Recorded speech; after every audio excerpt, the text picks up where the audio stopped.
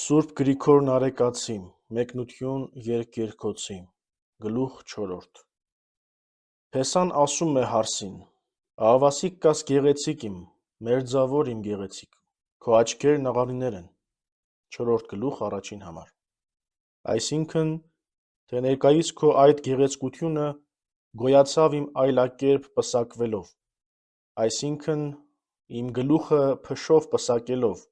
որով դու ինքդ իսկ գեղեցկացար, երբ իմ փշեղեն պսակով ինձ վրա վերցրի քո մեղքերի տգեղությունը։ Ահա այս գեղեցկությունն ավազանի մաքրությունն է բացահայտում, որ Սուրբ Հոգու միջոցով նոր ծնունդինը եղավ։ Կրկնելով հայտնեց, թե առավել գեղեցիկ կերպարանք ունեն նրանք, որ նոր ստեղծումով են ստեղծվում և նախկինից ավելի անարատ են պահում, և այս գեղեցկությունը առավել է, քան առաջինը, որ ուներ Ադամն իր փառքի մեջ։ Ինչպես ասում է երանելի Գրիգոր Աստվածաբանը, աստվածային այս ստեղծումը առաջինից էլ բարձր է, որովհետև այն ստեղծումը թեև լուսավորություն էր ու անցավ, և անտրտում կյանք էր, անմահությամբ հանդերձ, սակայն փորձը սահմանափակ էր, եթե պահեր, ապա անմահ կմնար։ Սուրբ Գրիգոր Աստվածաբան, ի մկրտություն Քրիստոսի, Մաշտոցյան Մատնադարան, ձեռագիր 1500, թերթ 729b մինչև 737a։ Բայց այժմ Աստուծո որդի լինելը և այս բոլոր պարգևներին արժանանալը աստվածային Սողոմոնը զարմացած և սքանչացած կերպավորում է այս աշխարհի տենչալի թվացող բաներով, որոնցով ցանկանում է ցույց տալ անճարելի շնորհների մեր պարգևը։ Այսուհանդերձ չկարողացավ մինչև գիտության վերջը հասնել, թեպետ օրինակով ջանում է ակնարկել։ Բայց արդասա, երևացող այս գեղեցկությունների մեջ կա նրա օրինակը, որի մեջ դարձյալ գոյացանք, ով փեսատ մեր Քրիստոս։ Սակայն ինձ այնպես է թվում, որ իբրև մանուկների կամենում ես կաթ տալ և ոչ թե հաստատուն կերակուր, որովհետև այս կյանքի մեջ ապրելով դեռ մարմնավոր ենք և հոգևոր բաները չենք կարող հասկանալ։ Քո աչքերն աղավնիներ են, բացի քո լռությունից։ Ահա վկայեց այն խոսքը, թե մաքուր ես և աղավնու պես միամիտ։ Տես Մատթեոսի ավետարան 10-րդ գլուխ 16-րդ համար։ Բայց որչափ էլ որ կաս, լռությամբ փակված ես, չկարողանալով հայտնել, քանզի չես կարող լսել, որովհետև ականջամաններդ խեցեղեն են և ի վիճակի չեն անճարելի բաները լսելու։ Վարսերը քո այծերի երամակների պես են, որոնք երևացին Գաղաադից։ Այսինքն, թե մեռյալի պես է մազը, անկենդան, առանց ցանկության, անհպարտ, աշխարհից օտարացած և մեռած, որովհետև վարսն անզգայական է, ինչպես որ աչքը տեսնող է չարին հակամետ և միամիտ դեպ բարին, նույնպես էլ վարսերի կամ մազի պես հեռու ես ամեն տեսակ ախտերից։ Ատամները քո խուզված ոչխարների պես են, որոնք ելնում են լողարանից, 4 գլուխ 2-րդ համար։ Վասնզի մաքուր և ախորժելի է լվացվածը և բրդի բեռից թեթևացածը։ Ամենքը երկվորյակ են և նրանց մեջ ամուլ չկա, այսինքն, թե որբևայրիների զավակներն ավելի շատ են, քան ամուսին ունեցողների, և ոչ միայն քեզ են մաքրություն վարդապետում ատամներդ իրենց որոճողությամբ, այլև այլոց են ծնում, վարդապետական խոսքով խրատելով և որոճողաբար ուսուցանելով, Սուրբ գրքերի մանրամասն մեկնությամբ։ Կարմիր լարի պես են քո շուրթերը և քո խոսքերը գեղեցիկ, 4 գլուխ 3-րդ համար։ Նախ, գովելի է այն կարմրությունը, որ արյունով են ներկվում շուրթերը,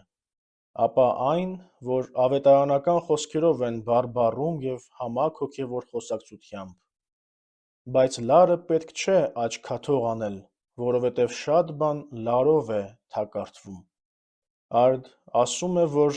երբ կարմրած շրթունքներից խոսք է ելնում, լար է,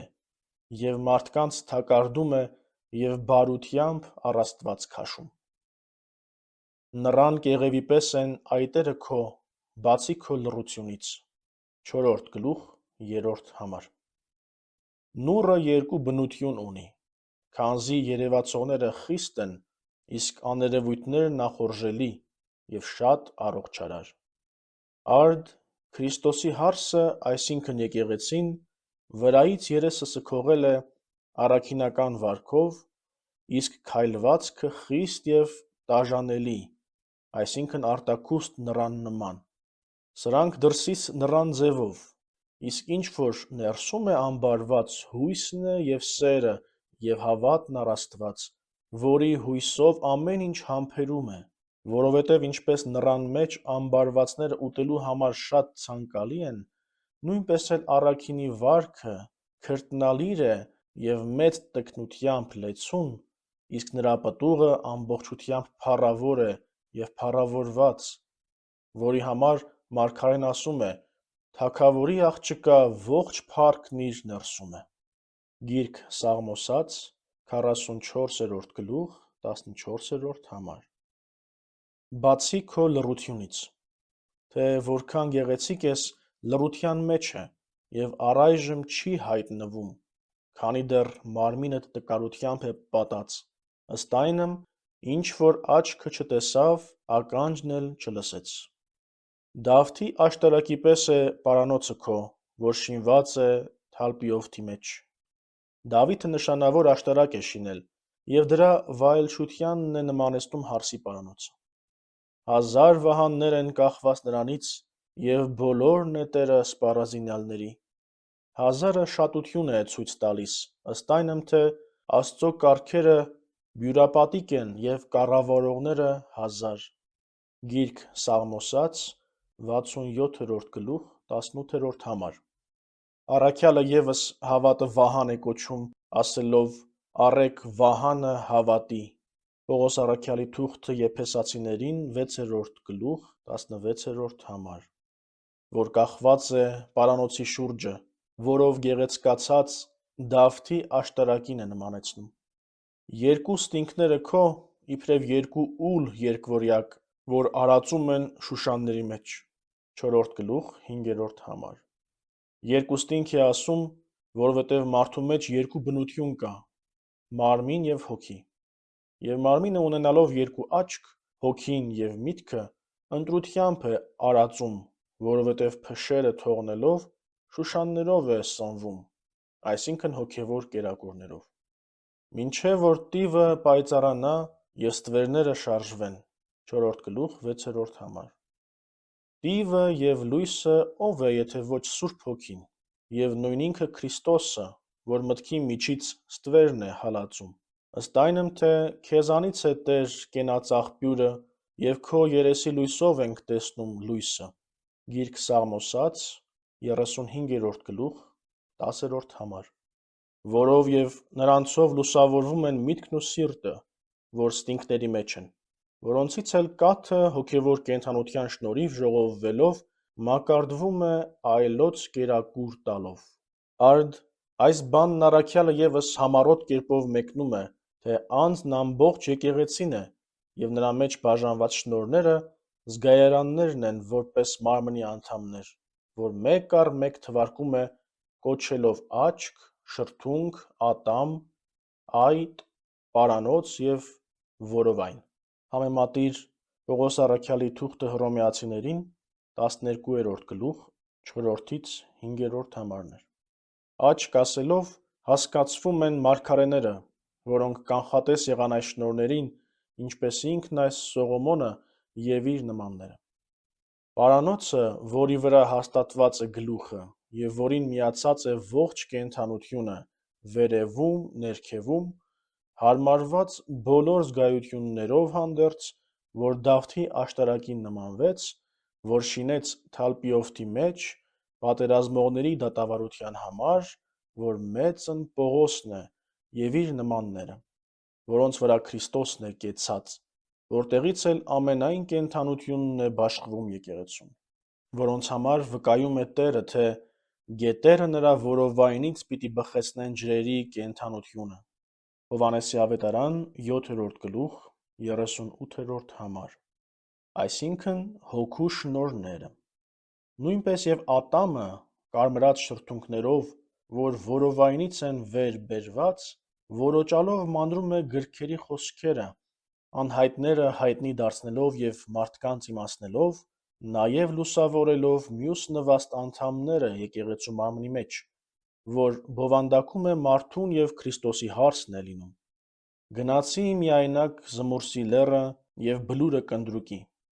Այս ակնարկելով Երանելի Հովհաննն ասում է, թե այս խոսքը նմանվում է մարգարեի այն խոսքին, թե հնձանը կոխեցի միայն, եւ հեթանոսներից ոչ ոք չկար հետս։ Եսայու մարգարեություն 63-րդ գլուխ 3-րդ համար։ Այն խոսքի նման, թե գնացի միայնակ զմուրսի լեռը եւ բլուրը կնդրուկի։ Համեմատելի է Սուրբ Հովհան ոսկեբերանի Եսայու մարգարեության մեկնության համապատասխան տեղիի հետ, այսինքն չեղե կարոտ օգնականության, չկոչեցի զոք զոտար ինձի թիկունս։ Տես Երանելվույն Հովհաննու ոսկեբերանի մեկնություն Եսայիա մարգարեի, Վենետիկ 1880 թվական, էջ 462։ Արդ զմուրսի լեռ ասելով հասկանում է մահը, որ մեզ համար հանձն առավ որպես միայնակ մենամարտիկ պատերազմելով, եւ բլուրը կնդրուկի, որովհետև միավորյալ աստվածությամբ խաչի վրա կոխեց հնձանը։ Ամենևին գեղեցիկ ես, մերձավոր իմ, եւ ոչ մի արատ չկա վրատ։ 4-րդ գլուխ 7-րդ համար։ Այսինքն այդպես անարատ եւ գեղեցիկ եղար իմ խաչելությամբ ու մահվամբ եւ գառի արյունովս, որով աշխարհի մեղքերը ջնջեցի։ Նաեւ ովքեր մերձենում են նրան եւ նրա մեռելությանը մասնակից լինում, կրում են նաեւ նրա անուշահոտությունը կնդրուկի օրինակով։ Եկ Լիբանանից հարս, եկ այստեղ Լիբանանից։ Պիտի գաս եւ անցնես հավատի գլխով, կատարից Սանիրի եւ Հերմոնի, առյուծների որջերից եւ ինձերի լեռներից։ 4-րդ գլուխ 8-րդ համար։ Այսինքն մեղքով անտառացած լեռից գալով, սկզբից հավատացիր Հորդանանի ավազանից ծնվածին, որովհետև Հորդանանն այս երկու լեռների միջից է ելնում եւ բխում, որով լվացվեց հարսն ու գեղեցկացավ, նա որ գազանաբնակ էր առյուծների եւ ինձերի հետ, որոնք զորացած եւ բռնացած էին, իբրև առյուծ ինձի պես էր, խայտաբղետ կռապաշտությամբ։ Սրտապնդեցիր մեզ, քույր մեր հարս, սրտապնդեցիր մեզ քո մի աչքով եւ մի քառամանյակով քո պարանոցի։ 4-րդ գլուխ 9-րդ համար։ Սա ասում են Փեսայի բարեկամները, որ հրեշտակներն են, եկեղեցուն, որ հարսն եմ։ Սրտապնդեցիր, թե մեզ հոգի տվիր եւ սիրտ տեսնելու, ինչ որ չգիտեինք, այսինքն նախախնամող սերը, որ ցույց տվեց մարդկանց ավազանի ծնունդը, որդեգրությունը եւ արքայությունը եւս, որ խաչի մահվամբ արեց, որի մեռելության հաղորդակից եղար զմուրսով եւ կնդրուկի անուշահոտությամբ էլ փառակիցս լինելու։ Արդ քո միջոցով ճանաչեցի նրան եւ նրա զորությունը եւ սերն առ մարդիկ, որով եւ հրեշտակներն ասում են քրոջը, որ եկեղեցին է, դու մեկ աչքովդ առաջնորդեցիր մեզ, որ քո համեմատությամբ առավելություն ունենք բազմաչությամբ եւ պարանոցով։ Արդ մենք երկու բնությամբ, այսինքն տեսողությամբ եւ պարանոցով հզոր ենք, սակայն քո միջոցով ենք տեսնում եւ քեզնից ենք լսում քեզնից սովորած այսպիսի անճար խորհուրդը եւ փրկությունը։ Այս է, որի համար առաքյալն ասում է. պիտի հայտնվի եկեղեցու ձեռքով երկնի իշխանություններին եւ պետություններին Աստուծո բազմապատիկ իմաստությունը։ Պողոս առաքյալի թուղթը Եփեսացիներին 3-րդ գլուխ 10-րդ համար։ Եկեղեցին քույր կոչելով հրեշտակների հետ մեր բնության անխախտ ազգակցությունը մատնացույց արեց։ Եվ պարանոցի քառամանյակը ցույց է տալիս, որ հոժար կամքով մտանք Քրիստոսի լծի տակ։ Արդ ասաց, թե Փեսայի կանչելով եկար Լիբանանից եւ այսպիսի շնորհներ հագար, բայց այդ գալդ միայն բավական մի համարիր, այլ նորից ու նորից եկ, և այսպես շարունակ ընթացքի մեջ պիտի լինես, այսինքն առաքինի վարքի մեջ, ըստ մարգարեի, որ ասում է, թե պիտի գնա նա զորությունից զորություն։ Գիրք Սաղմոսաց 83-րդ գլուխ 8-րդ համար, որ վկայում է նաև Գրիգոր Աստվածաբանը, թե առաքինության մեջ պետք է լինել մշտաշարժ և դյուրաշարժ։ Տես Սուրբ Հովհան Ոսկեբերան, Հավետարանագիրն Մատթեոս, Գիրք 3, Թերի, էջ 105, ճառ 82։ Այս պատճառով էլ առաջ ասաց. «Եկ Լիբանանից», հետո դարձյալ կրկնում է. «Զի գեղեցկացան ստինքները քո, քույր իմ հարս, գեղեցկացան ստինքները քո գինուց, և հոտն հանդերձների քո ամենայն խունկերից առավել»։ 4-րդ գլուխ 10-րդ համար։ Ստինքները սովոր են կերակուր տալ մարդկանց, որոնք ծնունդով երկիր են գալիս։ Նույն ձևով ստինքների օրինակով է գուշակում եկեղեցու մեջ բուսած սրբերի սրտի մաքրությունը, որովհետև սիրտը ստինքների մոտ է։ Բայց քանի որ առաջ ասաց, թե ստինքները կաթ են տալիս, ինչու ուրեմն գինու փոխեց և ասաց, թե գինուց գեղեցկացան։ Արդ այսպես պետք է իմանալ Պողոս առաքյալի խոսքը, թե ով որ կաթնակեր է, անգիտակ է արդարության խոսքին։ Պողոս առաքյալի թուղթը Եբրայեցիներին 5-րդ գլուխ 13-րդ համար։ Եվ կամ մյուս ասածը, թե իբրև մանուկների Քրիստոս կաթ ջամբեցի ձեզ և ոչ հաստատուն կերակուր։ Պողոս առաքյալի առաջին թուղթը Կորինթացիներին 3-րդ գլուխ 2-րդ համար։ Սրանով ցույց է տալիս եկեղեցու մանկությունը սկզբում ստինքներից ծնուցած կաթով և այժմ կատարելությունը գինիով, որովհետև կատարյալներինն են հաստատուն կերակուրն ու ըմպելիքը։ Եվ ինչպես որ գինին է ուրախացնում կերակրով զմայլվածներին, նույնպես էլ Սուրբ Հոգու խոսքերը բխած սրբերի սրտից,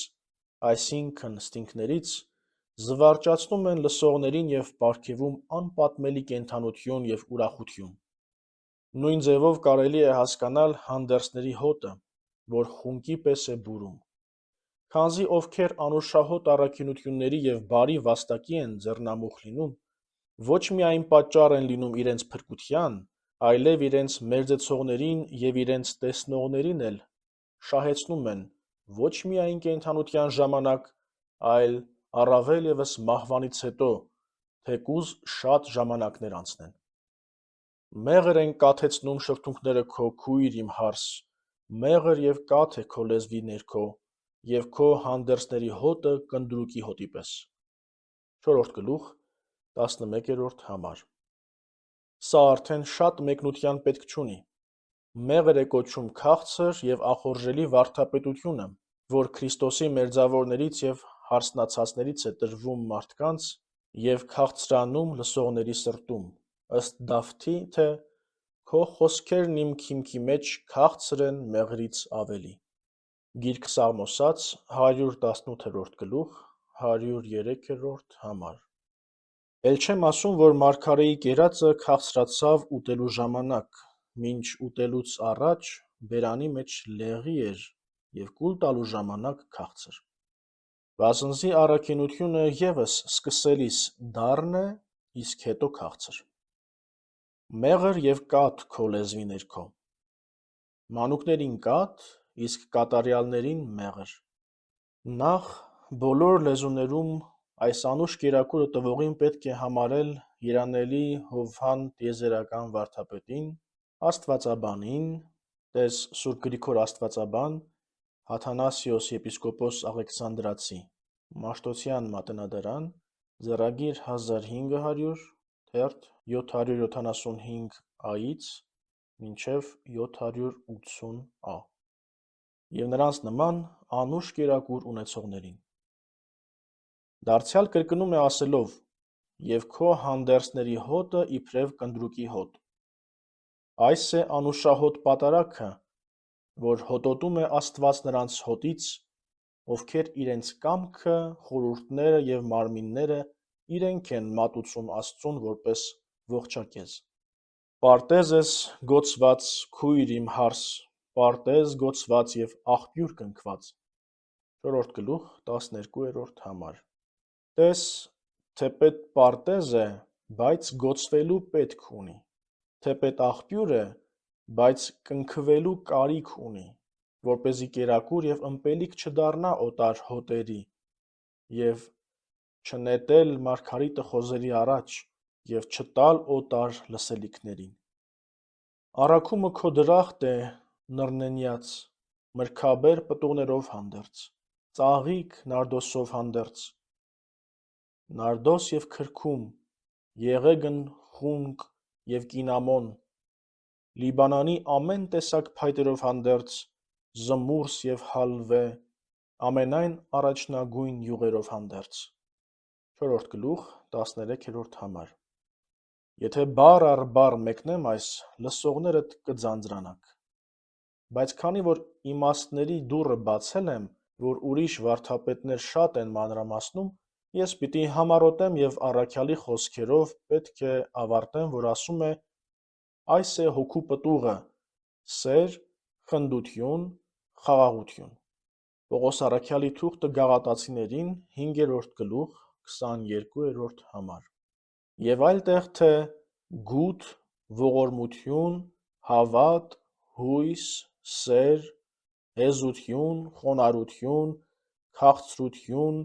եղբայրասիրություն, անօխակալություն, անընչասիրություն, պարզամտություն և անձի սրբություն և սրանց նման այլ բաներ։ Պողոս առաքյալի թուղթը Կողոսացիներին 3-րդ գլուխ 12-րդ համար։ Գործածվողների կեսը լեղի է ինչպես զմուրսը, ոմանք անուշահոտ յուղերի պես, ուրիշները գեղեցկատեսիլ, ինչպես ծաղիկները։ Սրանով է հարսն Աստծո պարտեզ լինում, բազմեփյաց անուշահոտ յուղ, որ ծխում է Մովսիսական խորանի վրա, որը հենց օրինակ էր սրբերի բյուրապատիկ առաքինությունների, որոնք Աստված առավել ցանկությամբ է հոտոտում, քան այն ժամանակվա առավոտյան և երեկոյան խունկերն ու պատարագը։ Եվ ինչպես նռնենին մինչև նռան հասնելը ուտողին վայելք չի տալիս, փշերով պատված է, նույնպես և նա, ով այս կյանքում Աստծո պարտեզ և դրախտ է լինում, պետք է նախ հեզությամբ ապրի, քաղցով, ծարավով, տքնությամբ և աշխատությամբ, առաքինության այլ զրկանքներով ինքն իրեն նեղի, և եթե ակամա վրան փորձություններ գան թե՛ ընկերներից և թե՛ սատանայից, հանուն Աստծո սիրո ակաման դարձնելով կամավոր, համբերի, ապա լինի Աստծուն ախորժելի պտուղ, ինչպես նուռը, որը հասունանալուց առաջ փշերի մեջ էր։ Արդ, ով Քրիստոսին հարսնանում է և նրա պարտեզն է դառնում, անհրաժեշտ է, որ նախ փշերի, այսինքն առաքինության մեջ ապրի, և ապա կերակուր լինի Քրիստոս փեսային։ Նաև ծաղիկ ևս լինի, ինչպես նարդոսը և քրքումը, որոնցից մեկը ջերմ է, մյուսն անուշահոտ։ Այնպես պետք է վառվել Քրիստոսի ջերմ սիրով և արձակել առաքինության և ամենայն բարեգործության բուրմունք։ Քրքումի համար ասում են, թե միջասահման է, ոչ շատ ջերմ և ոչ շատ պաղ, այլ չափավոր զորություն ունի։ Այս օրինակով ուսուցանում է, թե Աստծո պարտեզում առաքինությունն էլ պետք է պտղաբերի, բայց չափազանցից պետք է խուսափել և չափի մեջ մնալ, որպեսզի անչափությամբ չհրապուրվի։ Նույնպես և հավատի մեջ, գրածներն ընդունել հաստատուն հավատով և գրածներից ավելին չիմանալ և ոչ էլ անքննելիները քննել, այլ ամեն տեսակ անկարելի, անիրականանալի և անհավատալի բաները վստահել Աստծո զորությանը, որ կարող է ամեն ինչում։ Նույնպես, եթե մեկն իր գործած մեղքերի համար սգի մեջ լինի, չպետք է չափից առավել սգա, որպեսզի հուսահատության չմատնվի և չասի, թե փրկություն չկա, և այս պատճառով էլ կամ մեղքից չի դառնում, կամ Հուդայի կրքով է վարակվում, որ խեղդվեց այն մտածումով, թե չկա ապաշխարություն, որն անչափ սգալուց էր։ Եվ ինչու մեկ առ մեկ թվեմ, ամեն բանի մեջ պետք է չափավոր լինել, ինչպես ուսուցանում է քրքումի խորհուրդը, և չշեղվել ոչ աջ և ոչ ձախ։ Եղեգը և կինամոնը նռնենյաց դրախտում հարսից են պտղաբերված։ Եղեգը բոլոր խնկերից անուշահոտ գիտենք, որ և նույնիսկ հրամայված է խառնել խորանի խնկին ծուխ բարձրացնելու համար Աստծուն։ Տես Ելք 30-րդ գլուխ 34-36 համարներ։ Եվ կինամոնի համար էլ ասում են, որ եթե սաստիկ եռացող կաթսային մոտեցվի, նրա մեջ եղած ջրի եռքը կիջեցնի։ Նույնպես եթե խիստ շոգ բաղնիք մտնի, իսկույն տունը կզովացնի։ Եվ այլ այնպիսի բաներ, որոնք լսողներին անհավատալի են թվում։ Քանզի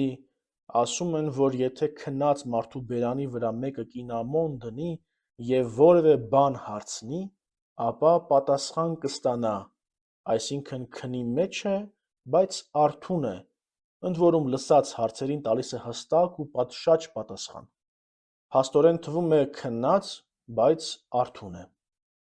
Արդ այսպես է ուսուցանում խունկն այս, որ եթե մեկը նվիրվում է Աստծուն, մարդ է թվում, բայց մարդ չէ, քանզի եթե պոռնկության կամ բարկության կամ ագահության կամ այլ մարմնավոր ախտերը նեղեն, չի ընդունի, այլ վարքով հրեշտակներին կհավասարվի, որոնք արթուն են և անքուն և անախտ և անկարոտ։ Եվ մարդ է, և մարդ չէ, որովհետև մարդը քնի մեջ է հրեշտակներին նմանվելու իմաստով, և պտուղը հարսին նմանեցրեց, որ հոգևոր պարտեզից է և դրախտից։ Եվ զմուրս և հալվե, բոլոր առաջին յուղերով հանդերձ։ 4 գլուխ 14 համար։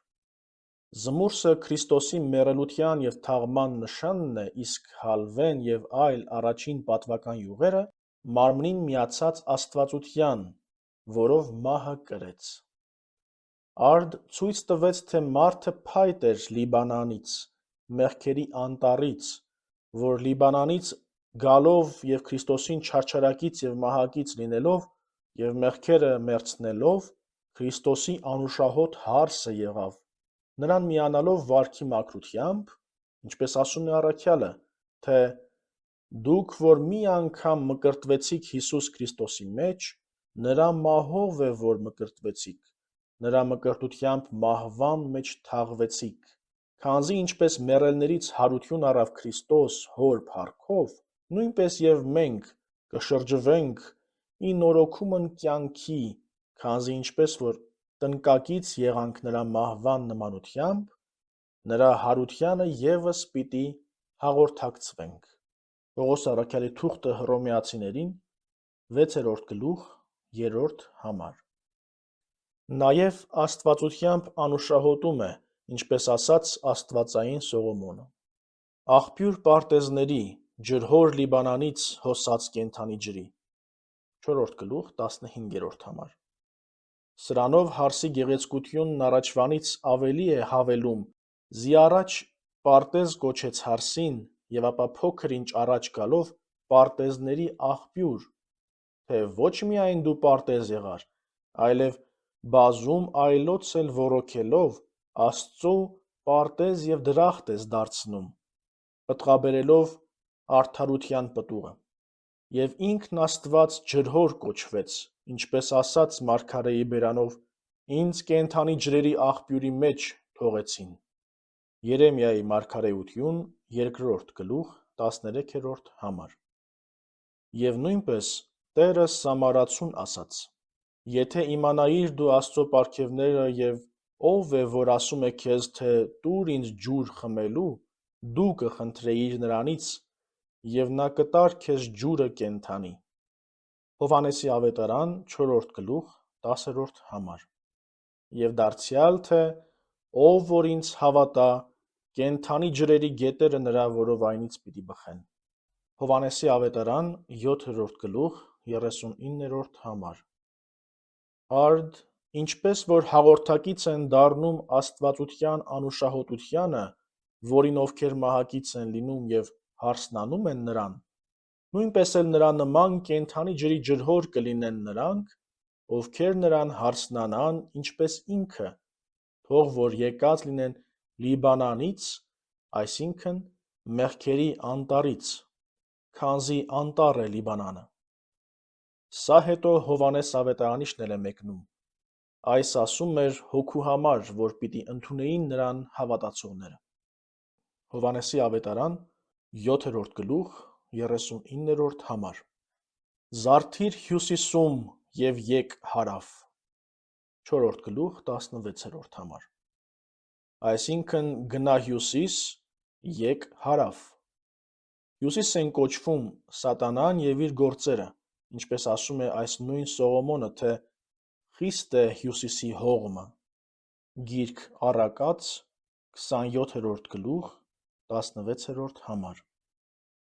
Որովհետև հեռու է արեգակի ջերմությունից, եւ դրա համար էլ սառած է։ Նույնպես եւ նրանք, որ արդարության արեգակից հեռաբնակ են, սատանայական խորհուրդներով են լցված եւ մեղքերով սառած, արևի ջերմությամբ չեն թուլանում, այսինքն սուրբ գրքերի խոսքերով չեն վարդապետում, որոնք անզղջության սառույցն են հալում եւ զղջում են սերմանում Սուրբ Հոգու սյուքով, որ հարավն է։ Արդ հրամայում է, որ հարավը գա պարտեզ, այսինքն Սուրբ Հոգու շնորհները հալածեն սատանայական գործերը։ Այս պատճառով էլ ասում է զարթիր հյուսիսում, այսինքն գնա եւ եկ հարավ, որ է հոգին Սուրբ եւ նրա ջերմ հողմը, որ հալածում է ձմեռը։ Շնչիր պարտեզում իմ եւ թող բուրեն խունկերն իմ։ Այս Սուրբ Հոգու առաջ շնչումն է Քրիստոսի պարտեզի մեջ, որ հարս անվանվեց, որտեղից ծաղկեցին տեսակ շնորհներ մարդկանց մեջ։ Ինչպես առաքյալն է ասում, հոգուց մեկին տրված է իմաստության խոսքը, ուրիշներին գիտության խոսքը, մեկին հավատ, ուրիշին զորությունների հաջողություններ, մեկին հոգիների ընտրություն, մյուսին մարգարեություն։ Պողոս առաքյալի առաջին թուղթը Կորինթացիներին 12-րդ գլուխ 10-րդ համար։ Եվ ինչ կարիք կա մեկ առ մեկ թվելու այն բազմաթիվ շնորհները, որ ասված են եկեղեցու մասին, եւ վրա բերելով ասում է. այս ամենը հաջողում է միևնույն Սուրբ Հոգին եւ յուրաքանչյուր շնորհը բաժանում է ինչպես որ կամենում է։ Արդ սրա համար է, որ ասում է. շնչիր իմ պարտեզի մեջ եւ թող բուրեն խունկերն իմ։ Առաջին խունկերը Պողոսը եւ Պետրոսը եւ նրանց տասնյակ ընկերները եւ մեր Սուրբ Լուսավորիչը ու Հովհան Ոսկեբերանը եւ նրանց նման շատերն են։